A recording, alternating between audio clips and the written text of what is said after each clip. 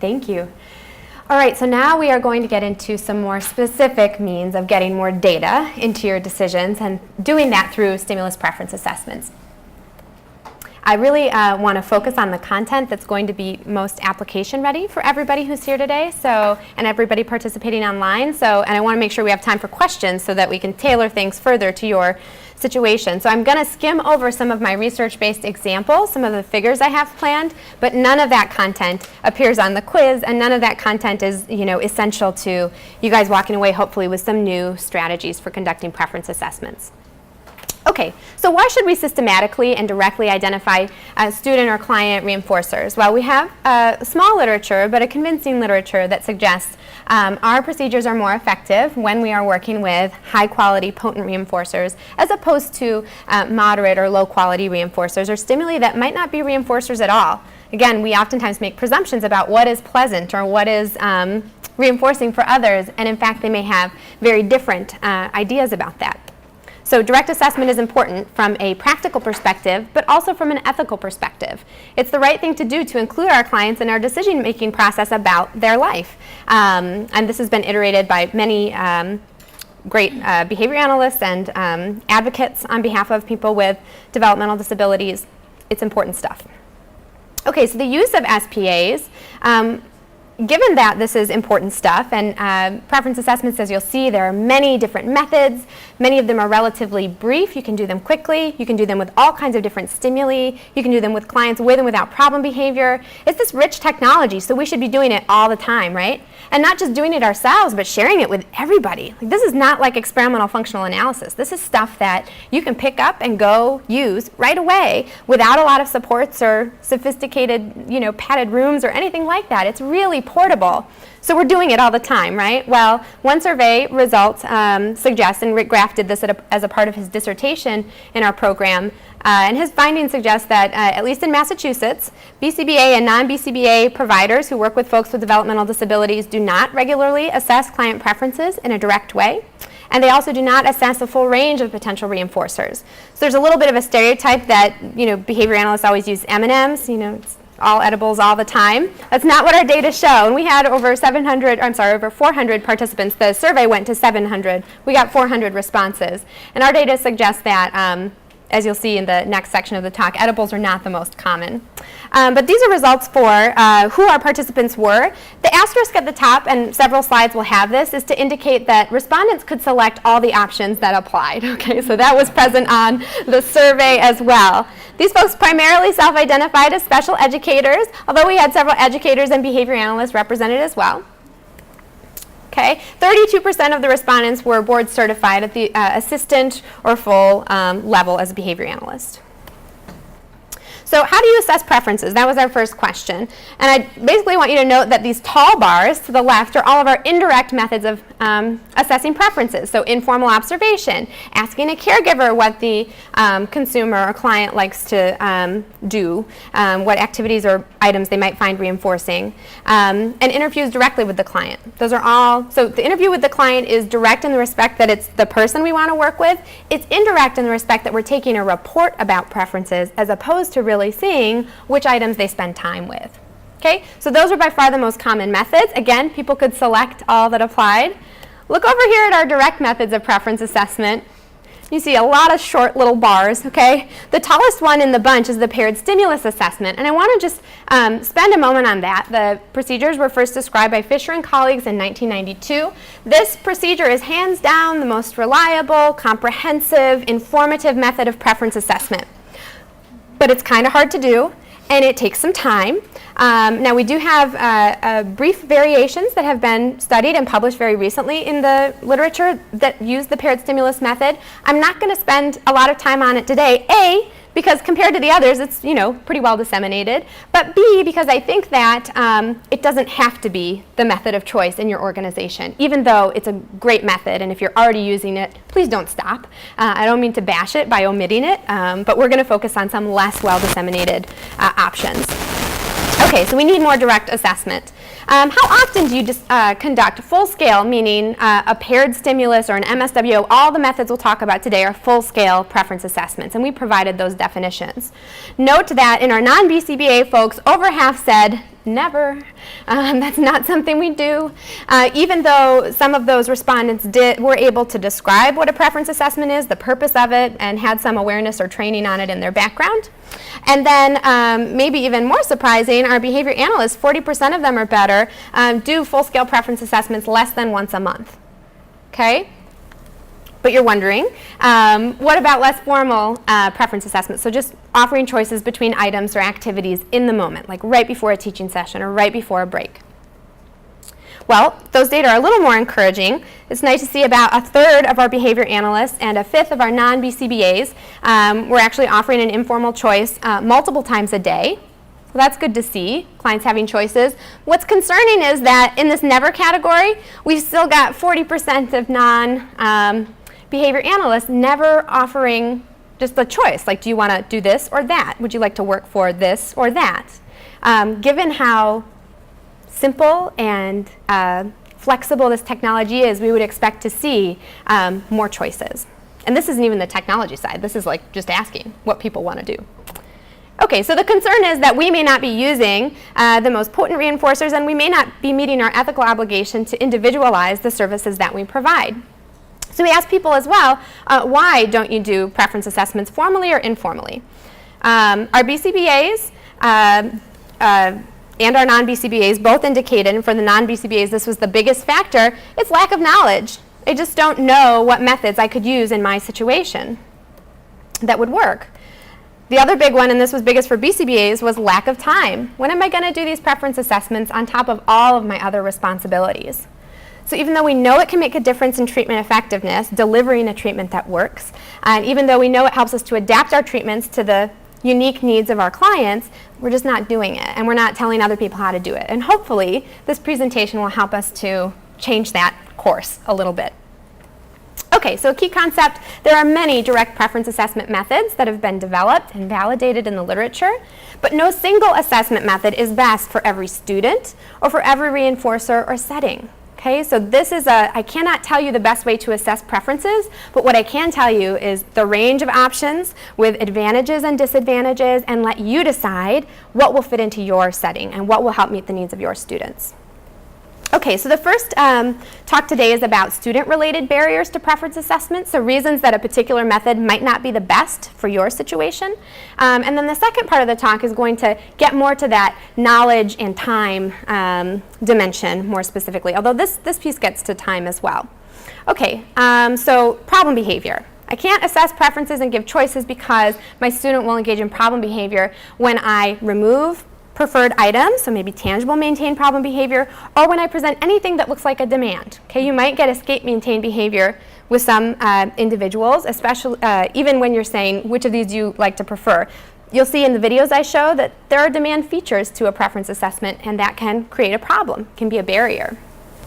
Position bias. So I try to assess my students' preferences, but they only choose the leftmost item on every trial. Because I'm varying the placement of my items, they're choosing everything once, and I'm not getting information about what they actually prefer. And then finally, exclusive responding. So my student will only take the Cheerios, and they never sample anything else that's available in the array. They spend the whole time, every time I ask, it's always Cheerios. So why do I need to assess? It's the only thing that they like. Or with toys, they spend all their time, or leisure items, engaging with this one item. So exclusive responding is a problem in that it makes the value added of the preference assessment less. You're not actually learning about a greater range of reinforcers. And that's a problem because we know from the literature that having multiple reinforcers helps to stave off satiation, and it helps to increase, motivation and the effectiveness of the other treatments we deliver using those reinforcers. So our goal is usually to get at least 2 out of these preference assessments, and exclusive responding is not that. That's not a useful outcome. Okay, so application question for you. How are preferences assessed, formally or informally, frequently or infrequently, in your organization? Okay, and if you can, think about what kinds of items are assessed as well. Is it strictly leisure items, strictly edibles, some combination? Do you ever get to assess activities? Take a moment and think about this.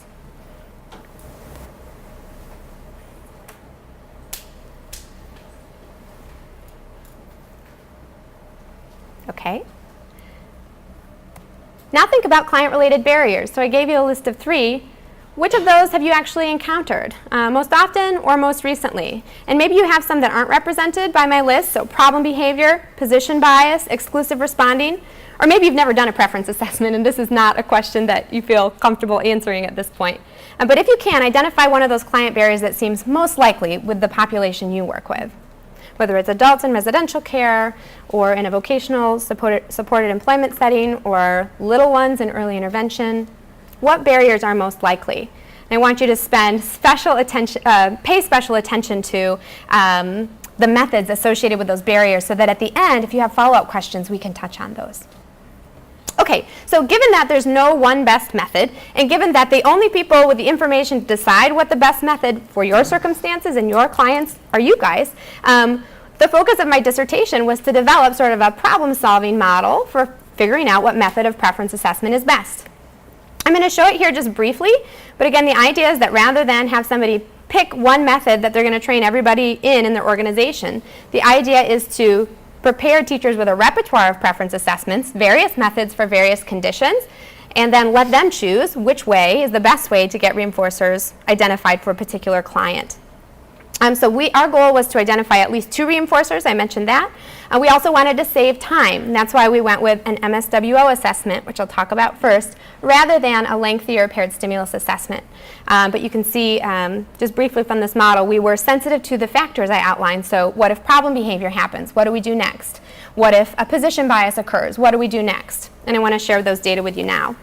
So 20 children with autism completed preference assessments according to the model. So we started always with an MSWO, 3 arrays, which I'll explain to you. And we basically wanted to see how far in the model we had to progress to get a useful outcome. The MSWO, which was our first, worked for most people. So we actually had 14 of 20 students produce a valid preference hierarchy with at least 2 reinforcers on that method and no barriers. We did see a position bias in just 1 of our 20 participants,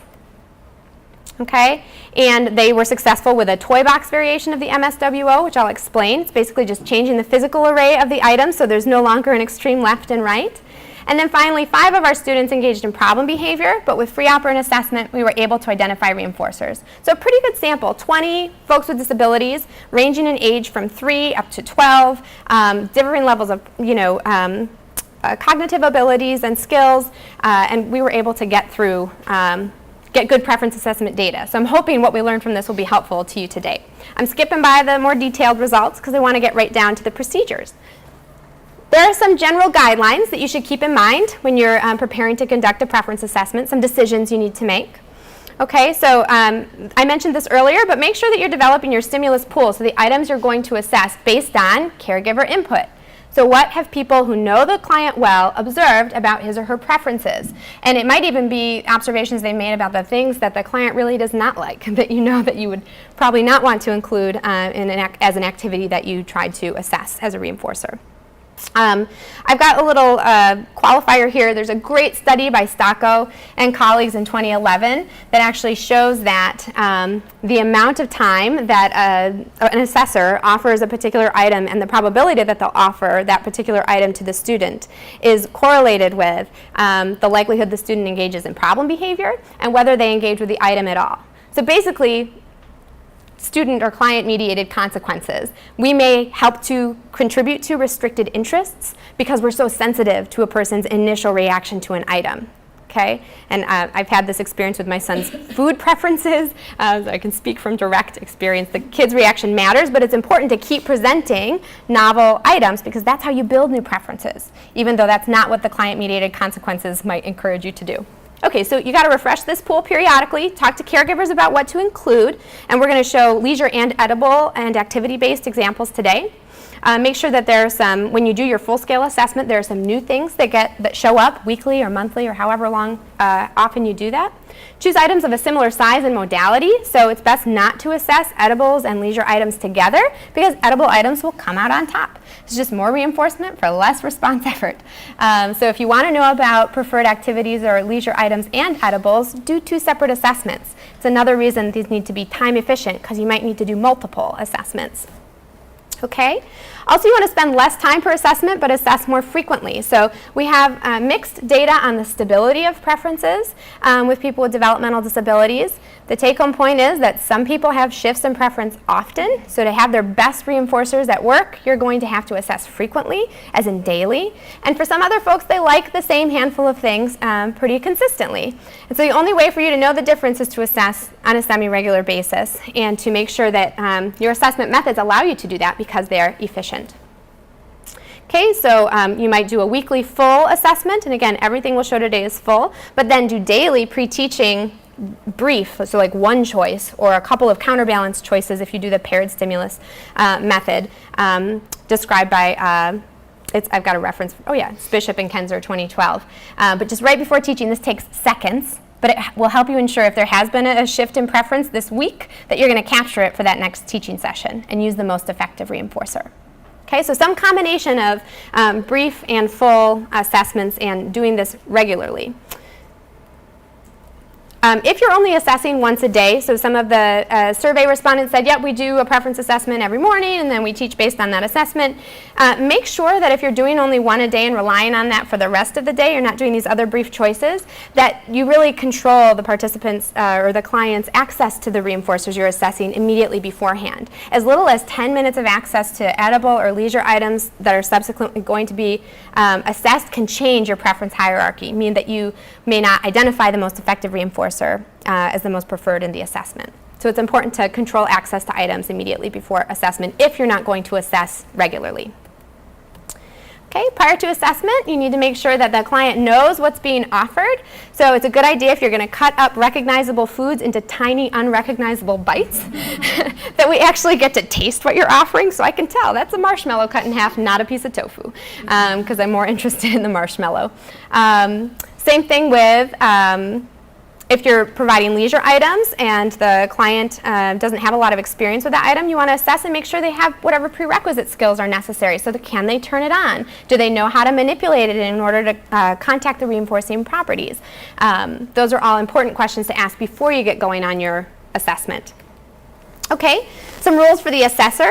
You need to know what the rules are so that you can avoid differential praise in response to selections. Now, the assessors I use in my videos did praise on the trials you're going to see. So it's not that you can't say anything. They were just careful not to praise more or interact more contingent on the selection of certain items.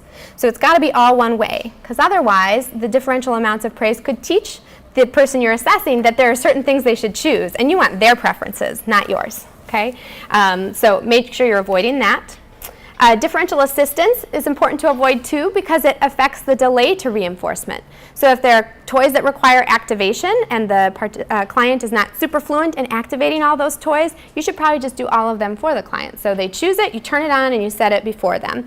Obviously, this is more relevant to younger students unless an adult has technology-related interests. It's important to have it sort of booted up and ready to go before you ask them to choose, because that delay, if they have to wait several seconds after selecting it, you don't have a good contingency in your preference assessment, and your results may not be as valid. Okay, they may prefer something they can get sooner, even if it's not as potent.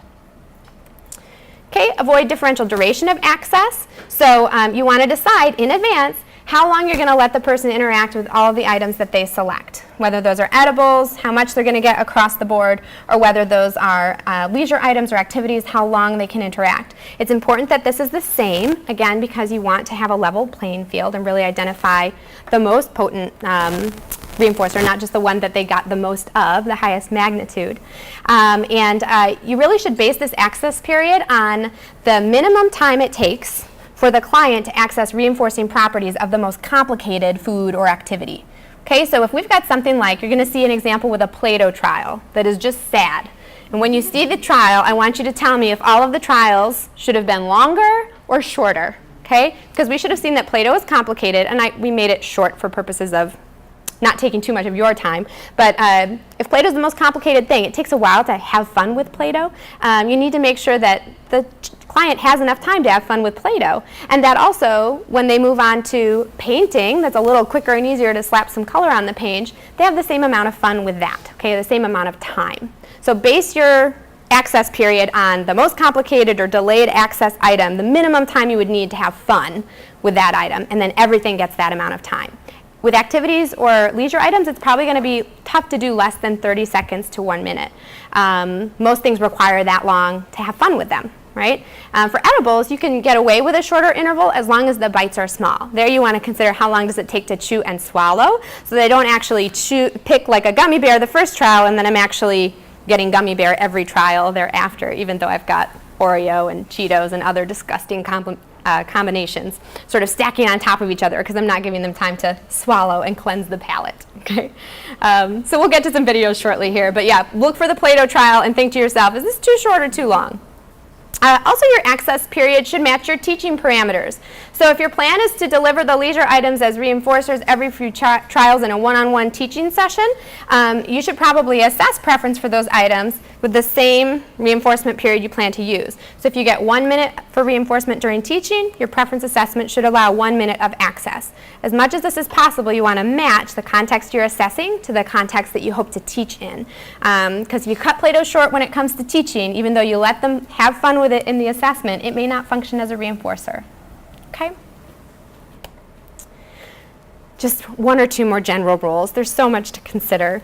So assess items of very different sizes and modalities. I actually mentioned this one previously, but it's important that you know that edibles will displace other items. If you really want to increase a student's exposure to and contact with and experience with leisure items or an adult's again, engagement and exposure to developmentally appropriate leisure activities, you need to make sure that you're not pitting those activities against edibles or more familiar things because they'll lose every time. But you can still identify the best of what might be more moderately or less preferred items if you set your stimulus pool up right. And that might be the best starting point to teach. Okay. So let's get into the MSWO. Again, this was the first method in that model that I showed you earlier. It has some real strengths and some limitations too, first described by De Leon and colleagues. It's time efficient, okay? So if you want comprehensive full-scale preference assessment results with an MSWO, you would present all the items, the complete array of items, 3 times. And you can do that in relatively little time, less than 10 minutes. You're likely to identify more than one reinforcer. So again, we want reinforcers, multiple preferred items so we can vary them in teaching and make sure we avoid satiation. So it does both those things really well. There are some problems though. Position bias, I mentioned. Some students will only select from the extreme left or right or only from the middle, and that means that as you rotate stimuli, which you'll see shortly, you may not be you won't identify a most preferred item because they're going to pick whatever's in that spot, which will be something different every time. So that's a good way to detect a position bias by making sure you rotate your stimuli well. I'm going to, I've described to you, and in that Karsten, Carr, and Lepper paper, we describe using this toy box variation. So get away from the horizontal array if that's the problem. If the student always picks to the left and you're real careful to make things equidistant, we just tossed it in a laundry basket, like a little toy bin, and the student with the position bias had to select from above. The items were sort of in a circle, and we got differentiated results, no problem. Now that hasn't been replicated, but it's sort of a quick and dirty way to just accommodate the student-specific barrier, right? If you were doing paired stimulus assessments, typically that's a horizontal array too, so you'll get left or right preferences sometimes. Make it vertical. Sometimes you can get away with that, or just put the items further apart, and sometimes you'll see less of a position bias under those conditions. So we start with easy fixes and hope that those work. You might, with the MSWO, also see problem behavior. So again, escape and tangible maintained problem behaviors could be occasioned by this setup. And so we'll talk about other strategies that meet each of those needs. One additional consideration is summarizing SPA data, or preference assessment data. So I think when you prepare teachers or parents or others in your, the group that you work with to conduct preference assessments, you should not just teach them how to run those assessments. You should teach them how to actually summarize and interpret what they find and then make a decision based on it. Okay, so try to disseminate the whole package, and we'll talk in the next section about how you can do that. I've actually provided materials to help you do that. So one of the scoring methods for the MSWO is to just look at percentage selected. The problem is, because of the way the stimuli are arranged, you end up with a really compressed hierarchy. So it'll look like one item is excellent and the rest are just so-so. So it makes people feel funny about choosing the top 2 based on data that look like that. There's an alternative, which is just to basically add the ranks of each item. So what gets picked first is the 1, and then you plot them in reverse order. So the lowest rank at the end is the top bar. That will produce a much prettier, more differentiated graph, which I'm going to show you momentarily. So when you're teaching people to score the MSWO and the materials I provide you are consistent with this, teach them to do the sum of ranks rather than percentage selected, because they'll be more compelled by what they see. Even though you might get the same results, graphing them 2 different ways can affect decision making. Okay. So key steps. I'm just going to walk through the steps relatively quickly because you're going to see in the video what these look like in practice. And again, if this is a method, so if you need to be able to assess preferences in short order and you have students for whom you don't think problem behavior will be an issue and students for whom you have no basis to think position biases will be an issue, this is a great method to start with. So pay special attention to these steps and be ready with questions about them at the end. So position 2 to 8 items of a similar size, equidistant, either on the floor or the table. It's okay to do this on the floor if you've got larger items. You just want to make sure that the client is not positioned any closer to one item than another.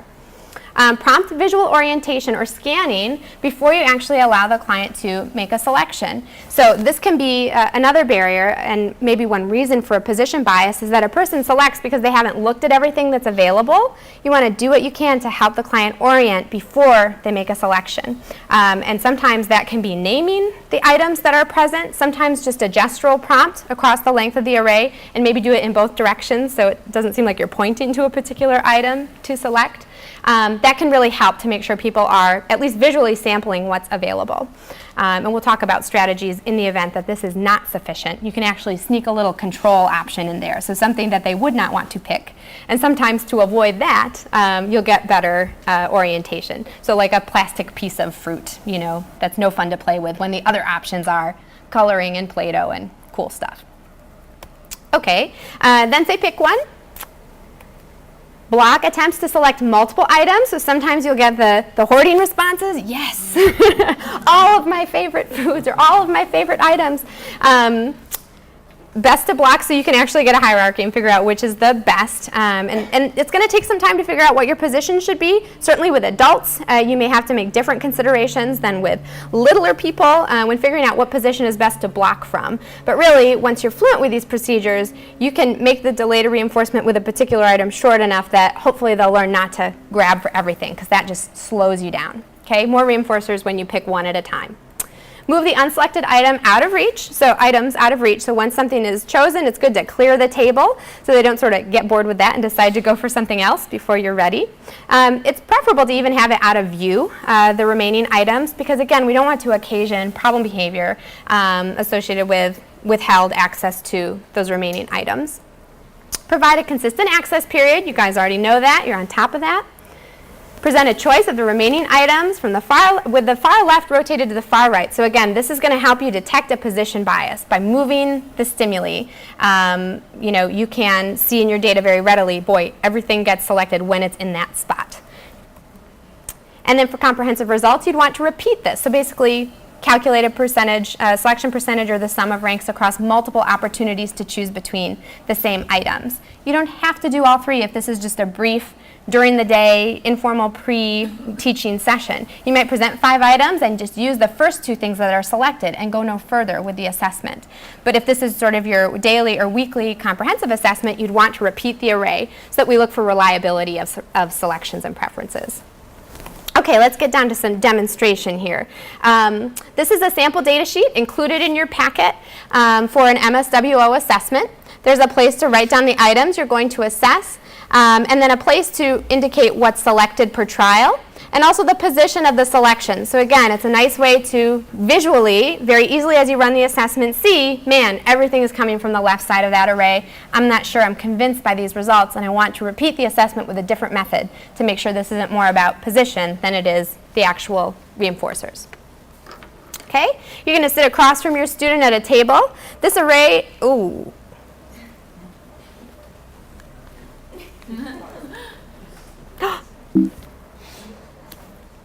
Microsoft has encountered a problem and needs to close. I'm going to let you do that because I'm not a Mac. This is probably evident from my dramatic reaction.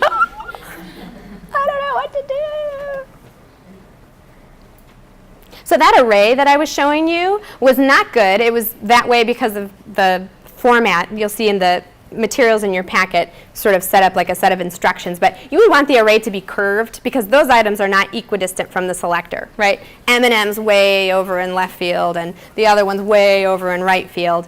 You want to do actually like an arc of stimuli, as you'll see in the video, so that it takes equal effort to reach to each stimulus. I'm not sure it's I can get there from there, yeah. Thank you for your patience. Say, you just rolled with it.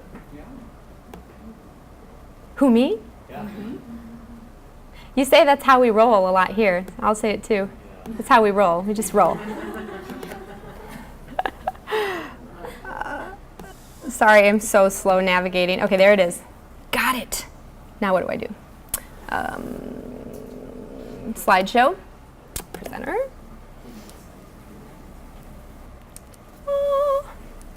Okay, so that's not a great array. You're going to give me a heart attack. Is it too dramatic? And then because the M&M is selected, now the leftmost item, the pretzel, gets moved over to the right of the array. You don't have to be this careful about things. You can just sort of take the few over there and swap them like that. But the idea is you want items to appear on both sides of the array across trials. Okay? So let's get down to some data. These data are graphed based on the sum of ranks, okay? So you can see it's a nice distribution. We can quickly look at this, and even if you've never seen a graph of preferences before, you know that little people and Play-Doh rock. Those are the big favorites. And that books, guitars, bubbles, and play food, there's the plastic control item nobody wants to hang out with, are much less cool, okay? If I had percentage selected graph here, you would see one or two higher bars and then everybody hanging out down in this region. So again, it doesn't look as pretty even though the information is similar. Let's see an example. And I have to give credit to Michael Fantetti, one of my PhD students, and my son Noah, who graciously agreed to assist us with the videos on short notice. Okay, and consent was easy to get. Here's an MSWO. Look, you can eat them. All right, the fruit chew. Good choice. I want more of this. He was a little self-conscious about being taped, watched. Yummy. Okay, now watch. The item on the leftmost part of the array is now going to be on the rightmost, and Michael's not too precise about it, but it switches. I mean, I think he takes a couple and moves them to the right. With the cheese and the strawberry and the cracker and the Cheerio, you can pick again. Oh, yum, the Cheerio. Now, if this was before a teaching session, that's all you would need, right? You've got 2 edible reinforcers. You can vary throughout the session. You're done. This is less than 30 seconds. I think he gets one more choice. All right, look, you can pick again. I just wanted to see you to see that he ate the strawberry. It's not all junk food at our house. Okay, so, and recall that 5 of 20 participants in the Karsten, Carr, and Lepper study with the progressive model actually exhibited problem behavior with this very assessment. So the next question is, where do we go from here? But I do see that we have a quick MSWO question I'd just love to address. So what about if you have students or clients with physical disabilities and they aren't able to physically select? I'm so glad you asked that question. We do have many options, some of which involve if they can ambulate, even if they can't select, if they're able to ambulate, but the fine motor control to select is what's limited. You can actually set up 2 locations with reinforcers and let them ambulate between the 2. Depending on their verbal repertoires, they may be able to select verbally and then receive contingent access to that item, and as long as there's a good contingency, you'll be able to tell if they meant that choice. I have some great video, I wish I had time to show today, of a student who sort of, with one of my current master's students, for her thesis, he chooses an item, and as soon as she removes the others, he's like, no, no, I wanted that one. He corrects her. And so even if he couldn't communicate with us verbally or make that physical selection, by doing the contingent access, we know across trials if that was a true selection or a false positive. So those are just a couple of examples. There's a small literature on looking at eye gaze. Gaze shifting between items is an indicator of preference, and you can get reliable results that way. So many options for folks with physical disabilities. Thank you for bringing that up. Okay, so what if you get problem behavior? Where do we go from there? Well, you can go to a Free-Operant assessment. This was developed by Ronan colleagues, and it is, let me just check my time. Yep, we're good.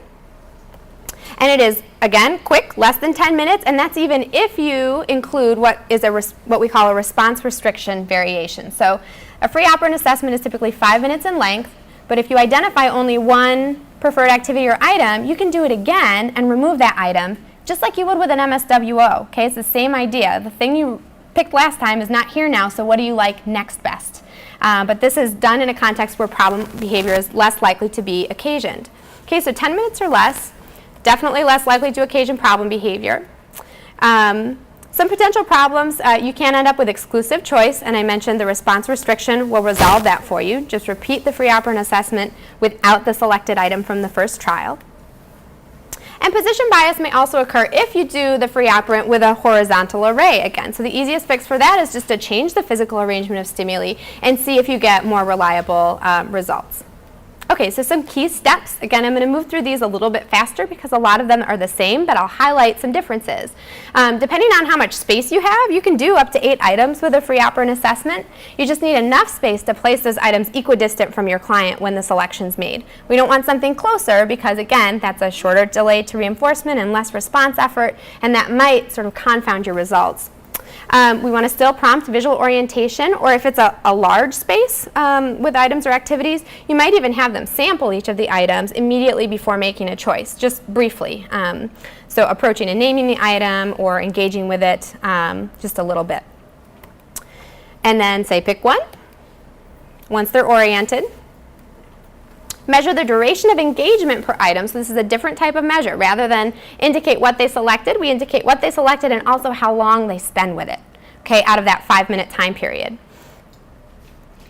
You've got to decide whether it's okay to interact with multiple items in advance. So I don't think we have a clip here that shows it, but what will happen sometimes is the person will see this item and engage with it a little bit, and then they'll see that item and bring it over and start. I had one little guy who sort of took the ball and started knocking down other toys with it, and that's super fun. And if that can be a reinforcer, an activity, go ahead and allow it and measure how long they do it.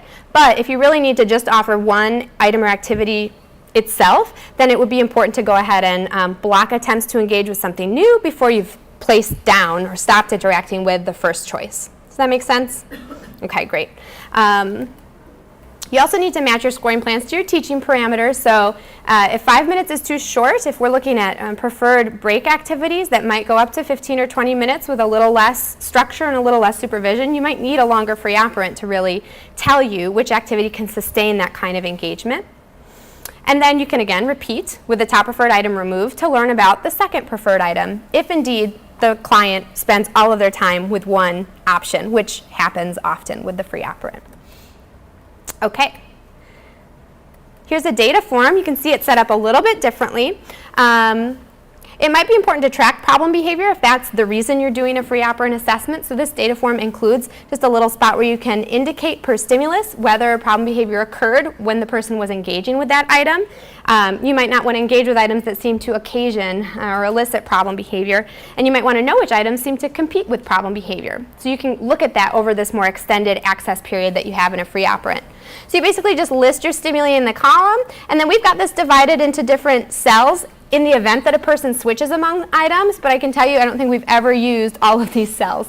Oftentimes people will go to an item and stay there. They might sample something else and then return. It's also set up this way because this is a data form that can work low tech. We literally have multiple timers, like a timer designated per item, and I know that's super dorky, but you can do it anywhere. And we just start the different timers for the different items, and that's how we roll. And you can track each, if you have to start and stop the same timer, you're going to lose a little bit of data, but you can still do it with this because the cells allow you to sort of reset and then add it up at the end and find out of 300 seconds what was the longest duration of engagement and what has the highest percentage of engagement. Okay, so a data form also included in your packet. Here's an example of the preference results we got and graphed from the sample you're about to see. Less information about range of reinforcers, right? This is not the full differentiated hierarchy of preferences that you saw with the MSWO. Let's let Noah show us how it's done. So this is the Free-Operant for items, and this is a tabletop variation. Sometimes folks think the Free-Operant has to be on the ground. It does not. It can be on a tabletop if the items are small enough. Again, the key is the client needs to be equidistant from each item. Turn around, turn around. Pick a toy to play with.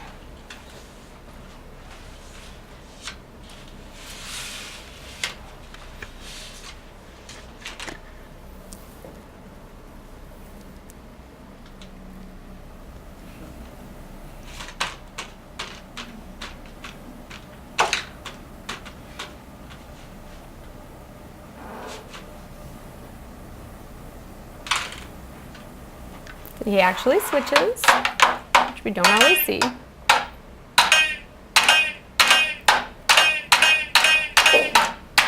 And I will not make you bear through any more of the boing boing toy, the little people pond. Yeah, I saw that actually. So someone had a question in regards to the MSWO and items that are restricted interest. I actually want to come back to that because we're going to talk about in the second part activity-based reinforcers when you don't want the items to be in the room because they're a source of distraction or they just plain don't fit. So we will come back to this question, and I will make a note to make sure that we do. It's a great question. Okay, so what if, because of position biases we just can't overcome in the Free-Operant, we still don't learn about multiple effective reinforcers? They're always picking the leftmost item or only picking one item. How can we learn more about a range of reinforcers? You can consider the third method, the single stimulus engagement assessment. Okay, there are some real strengths here. It's time efficient, again, depending on the number of items you assess. It's suitable for clients who exhibit the position bias because we're only presenting items singly, one at a time. And it can be utilized to sort of verify or clarify ambiguous results from other trial-based assessment methods. So the single stimulus engagement is a nice way to confirm that what you found from an MSWO, for example. If you're not sure if there was a position bias involved, you could do this next to make sure that those, in fact, are the most and least preferred items. Or maybe just that your top two are associated with a good level of engagement. This can also be useful for identifying items that compete with problem behavior, and that's actually the purpose for which it was originally developed. And you can measure not only engagement with each item that's presented, but whether problem behavior occurs. And that can be very useful for treatment purposes. Okay, some potential problems with a single stimulus engagement is that it does tend to overestimate the reinforcing value of certain items. So there are demand features. When I present something in front of you and you have no other choice, you're probably going to pick it up and fiddle with it, even if it's not, even if you don't love to read Field and Stream. You might page through Field and Stream. You've been in this dentist's office waiting room too, haven't you? You might page through Field and Stream if it's your only option. So this tends to detect some false positive preferences, but less so than the single stimulus only variation of the assessment. So if we were just seeing whether people approached items, we would get a lot of false positives. In this assessment, we're seeing the degree to which they engage with items that are presented on their own, and that can help to differentiate. Well, he picked that up, but he didn't do anything with it, versus she spent 2 minutes paging through Field and Stream. Maybe that really is a potential reinforcer. This may produce less reliable results than, for example, a paired stimulus assessment. Again, you're going to get information about that's less differentiated than what you would if you did a full-scale paired stimulus. So always have that as a backup. Yeah? Just wondering about definition of engagement. We just talked about touching. Great. So that is one of the important pre-assessment. Yeah, so the question was, I apologize, the question was, what is engagement? And you need to define that within the context of your work with your individual clients. So I definitely would recommend going for something of a more meaningful quality than just touching, and maybe even more than just engaging with an item like for stereotyped responding. But it doesn't necessarily have to be the way the item's designed to be used. So that definition really needs to be operationalized and worked out per case. But you want it to be safe, and you want it to be appropriate, to the context. So non-disruptive and still enjoyable. Okay, some key steps continued. So you get your reinforcers, you get them out of reach and view. Again, we don't want to occasion any problem behavior by having cool things you can't have yet. Present the first item on the table right in front of the client. You want it within arm's reach so that it's, again, easy to access quickly and that does not vary across items. Then you're going to measure the duration of engagement, however you define that, and also if you want the occurrence of problem behavior during a 2-minute access period. Okay? 2 minutes will give you the information that you need with a lot of different items. Now, I didn't talk about using this for leisure versus food, but this is not ideal for food preferences, even though you'll be able to see the degree to which somebody keeps going back for more in a 2-minute engagement period. It's really a better match for those leisure items.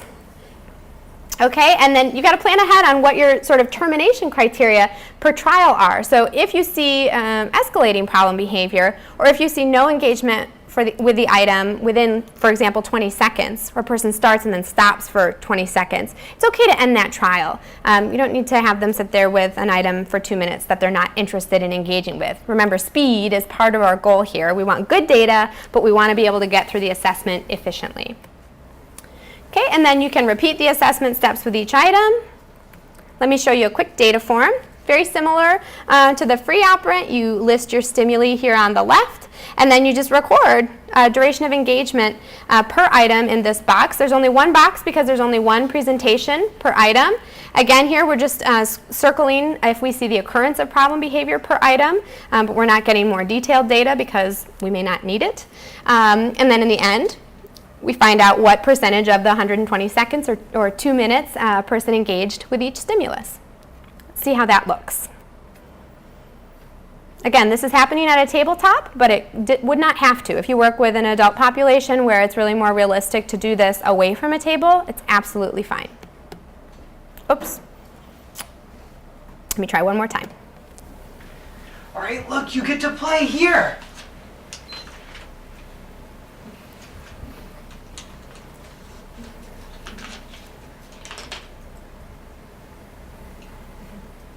Cool.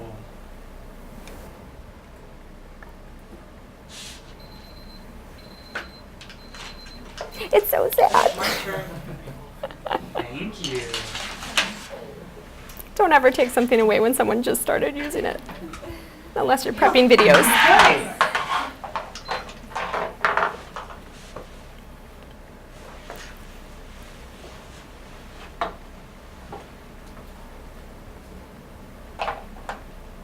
Now back to the boing boing. Whoa, cool playing. My turn. Thank you.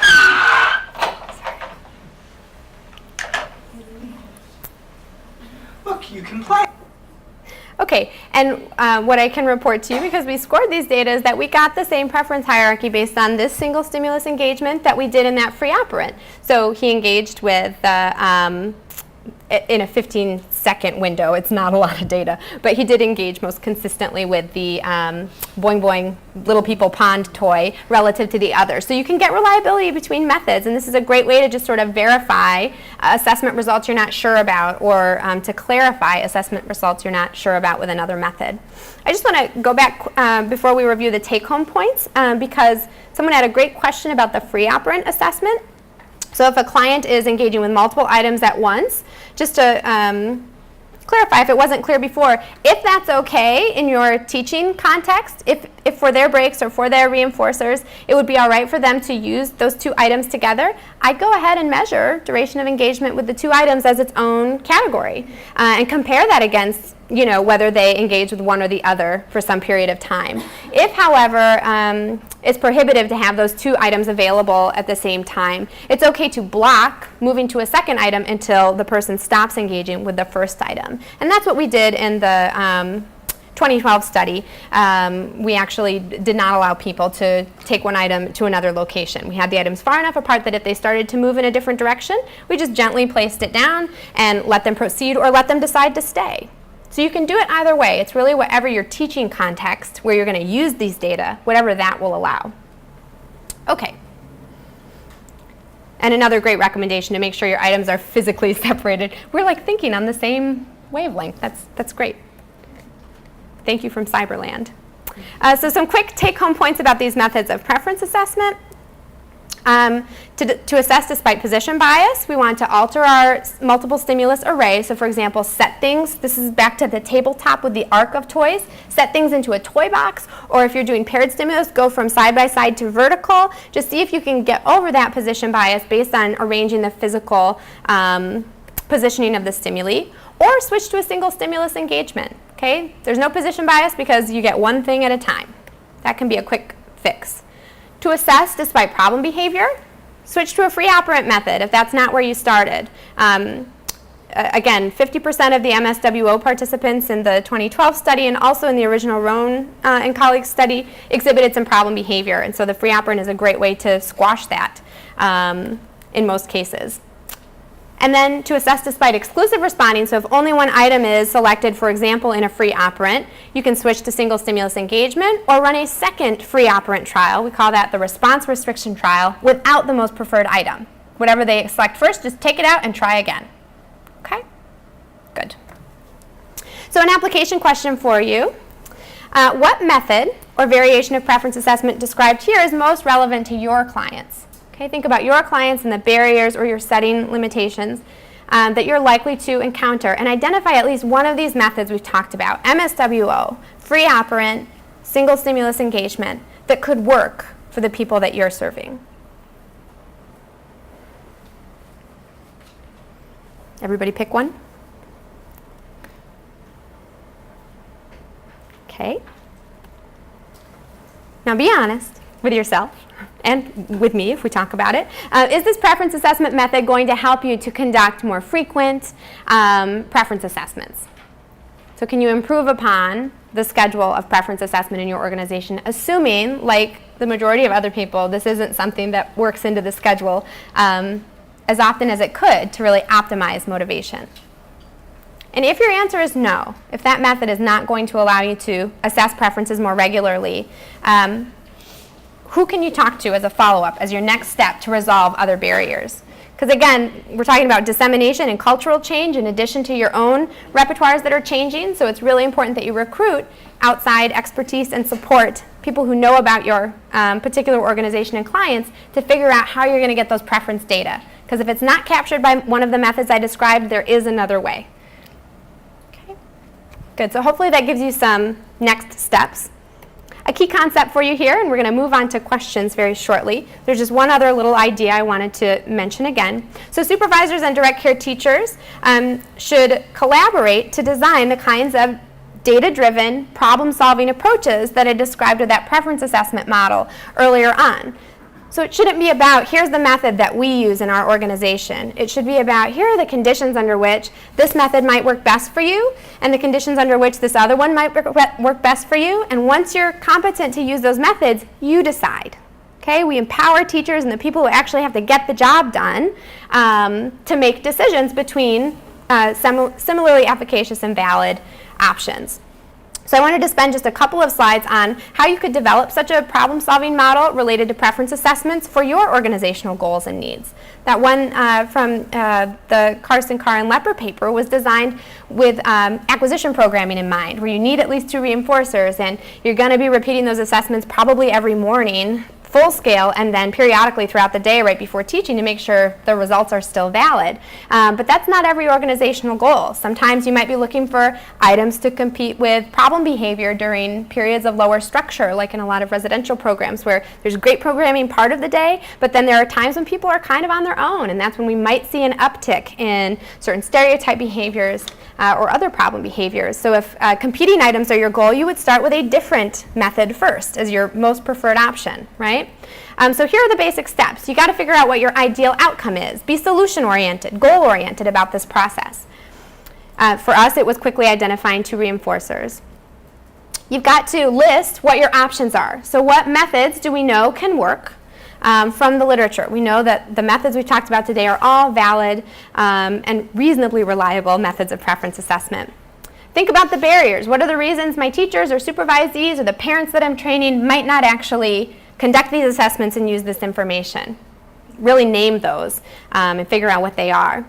So problem behavior, position bias in the case of the examples we talked about today. You've got to identify a solution per barrier. And hopefully it's an evidence-based solution. Hopefully people have done the work of figuring out problems that can happen. But if they haven't, don't stop there. You can find a solution that you think would work, and you can evaluate it yourself through practice-based evidence. Okay, so get creative. Think about the toy box variation. That was not, I have to credit Barb Esch during a lab meeting, said, well, sometimes I just throw all the food in a bowl and let them choose. I said, I'm going to steal that. So I'm crediting her now. So identify a solution, whether or not it's in the literature base, because we've got to get these data. We have to find a way. And then organize your problem-solving model with the most feasible and effective, so the most likely to work, like the MSWO worked for 14 of 20 cases. Start with that as the first option that you train people up in, and then add a second option to their training, and get it all organized so that eventually they've got that repertoire to match their procedures to whatever situation emerges. Okay, that's the end goal.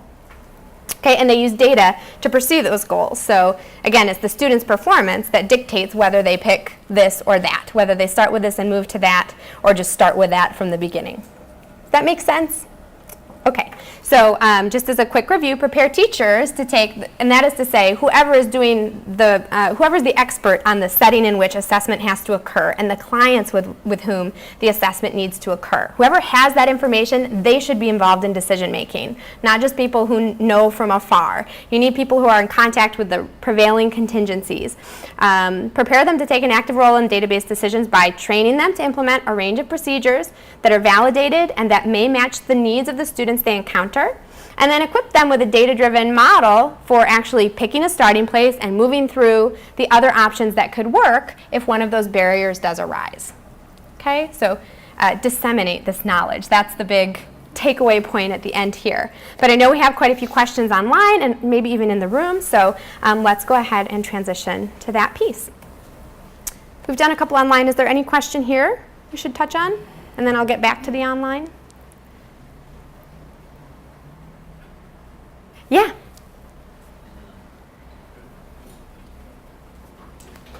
So sometimes working with adults, well, I had one particular case where the only thing she liked was music, and so we were trying to assess like different types of music, and I wasn't confident in asking her. Like the only thing I could think of was to ask her, well, do you want Michael Jackson, or I mean, like out of the options she had, and so having her verbally choose which one that she wanted to listen to, and I think that she would choose the second one all the time, and so so a position bias, but in a different way. Yeah, we are going to talk about that in the next section, but the quick answer is that as long as you are providing contingent access to whatever is selected, when that choice is made, like right away, Michael Jackson comes on rather than Fiona Apple. I'm dating myself. I can't think of a more recent artist. That's terrible.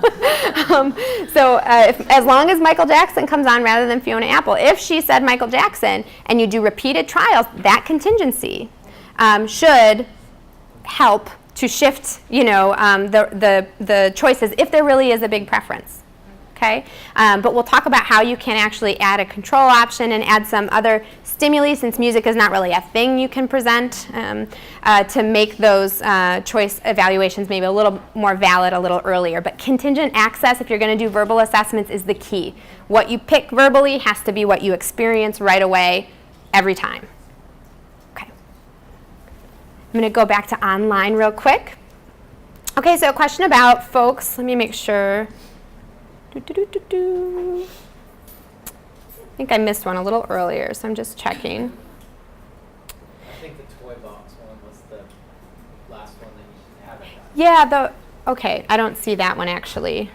Somebody basically said their computer froze and they wanted you to give a quick overview of the toy box. Yeah, so just as a quick answer, the toy box arrangement is basically just taking the stimuli that might be in a horizontal array, so the arc that you saw in those sample videos, and taking those items and just arranging them in the bottom of a toy box or a laundry basket.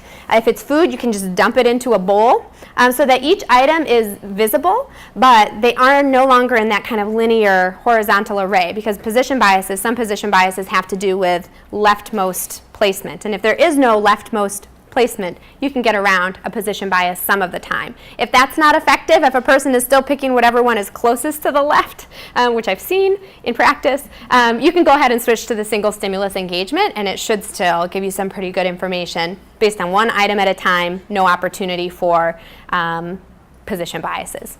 That's a great question. I see one here about restricted interest, which is a really important topic. So what if you have, oh, that's the one I was going to save. That's why it's still there.